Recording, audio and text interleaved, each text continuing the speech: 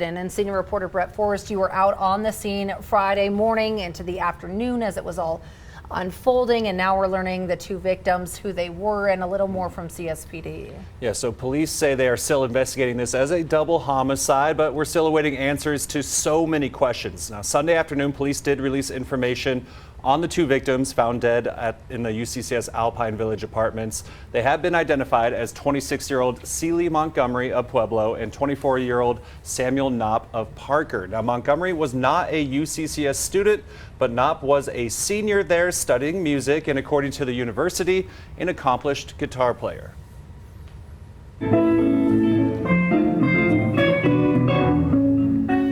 Now, that was Sam Knopp video we obtained of his junior music recital from last April. And concerning the investigation and what led to the shooting, so far police have not said anything about a suspect or suspects, but they do not believe this is a murder-suicide, stating it's an isolated incident. The shooting happening just before 6 a.m. Friday morning at the Crestone House. That's part of on-campus housing, and we're told campus police were at 5 minutes after the initial call for shots fired. Now, Colorado Springs police officers have since taken over the investigation. Here's what some students I spoke to were saying and the police chief.